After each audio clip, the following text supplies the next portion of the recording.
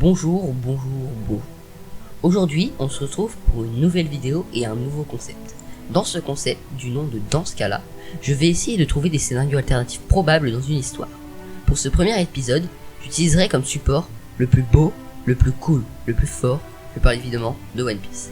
Attention, je préfère directement prévenir, il y a plein d'autres scénarios possibles, mais je n'en ai pris qu'un seul sur tous ceux qu'on aurait pu imaginer, pour ne vienne pas me dire après non, c'est pas comme ça que ça serait passé, Truduc, t'es vraiment un abruti et je te déteste. Merci. Alors, êtes-vous prêt à découvrir ce qui serait arrivé si Luffy n'avait jamais décidé de partir en mer en tant que pirate, mais avait préféré devenir un grand marine comme le souhaitait son grand-père? Allez, c'est parti.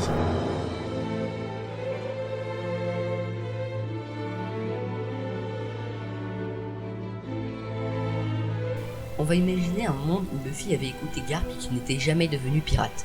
Pour cela, Luffy ne doit jamais avoir rencontré ni Shanks, ni Ace, ni Sabo, car c'est eux qui lui ont donné cette envie. Donc ça change déjà beaucoup de choses.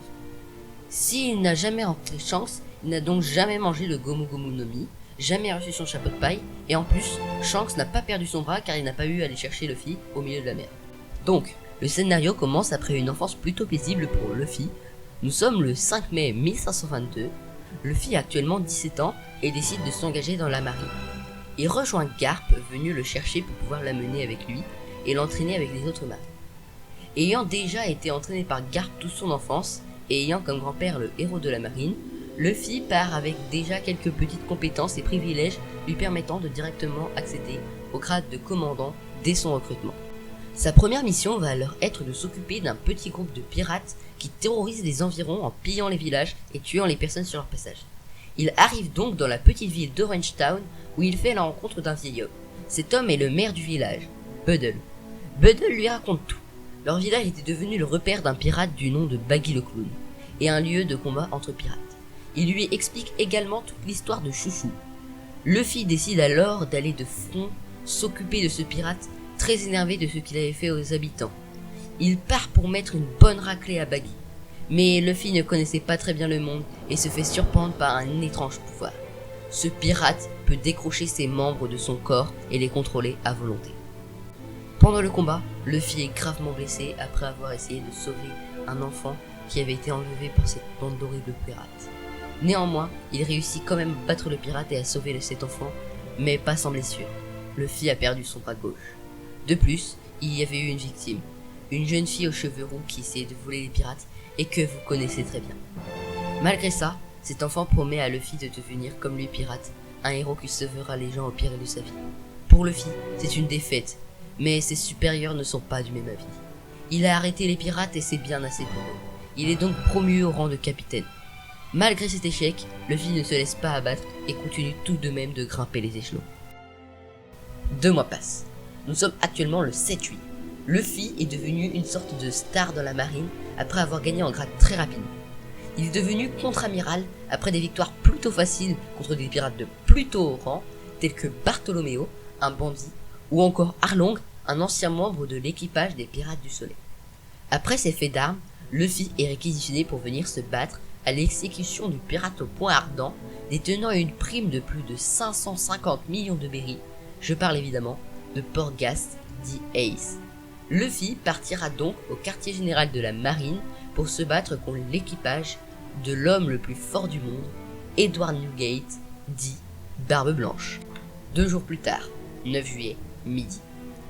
Ace monte sur l'échafaud. Tout se passe bien pour le moment. Les amiraux sont présents ainsi que les 7 Shichibukai.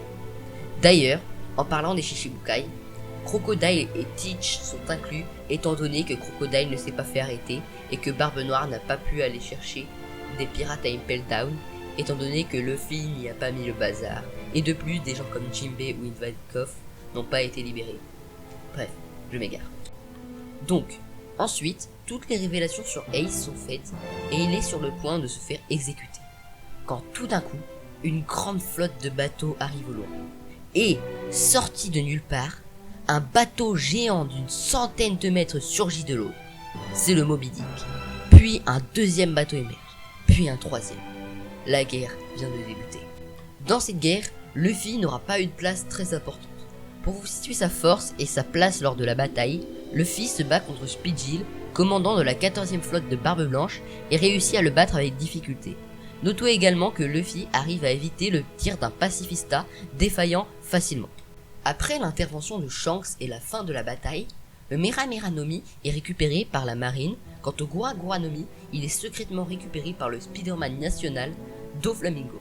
Luffy, en tant qu'élément le plus prometteur, hérite du fruit de son défunt frère. Ah non, c'est vrai, ils ne se connaissent pas dans cette réalité. Du coup, Luffy récupère le Mera Mera no Mi et est promu vice-amiral. Luffy va alors être posté pendant 2 ans à l'entrée du Nouveau Monde, juste après l'île des Hommes Poissons, avec une équipe pour s'occuper des pirates voulant conquérir ces terres. Il s'occupe notamment de supernovas tels que Hawkins, Apu ou encore Kid et Killer. Pour le premier, il réussit à s'enfuir. Le deuxième est capturé. Quant aux 2 autres, ce fut un combat acharné que je vais me presser de vous narrer. Alors, tout a commencé avec un mystérieux bracelet. Ah non, désolé, je crois que je me suis trompé de fiche. Alors, désolé, j'ai merdé, je reprends. Tout a commencé avec un mystérieux bracelet. Quoi? Et oui, tout a commencé car l'équipage de Kid est arrivé sur Grand Line, mais avec un problème. Ils avaient encore leur vieux logpost. Ils étaient donc obligés d'en trouver un. Et qu'est-ce qu'on fait quand notre logpost est de trop vieille génération et que l'on en a besoin d'un nouveau pour pas se perdre sur les mers de Nouveau Monde? Eh ben on va attaquer une base de la marine pour pouvoir en voler un, évidemment. Ça paraît logique, car ce serait con de devoir aller en acheter un au Monop à 10 balles quand on peut attaquer une base de la marine dont on est même pas sûr de revenir en vie. C'est évident.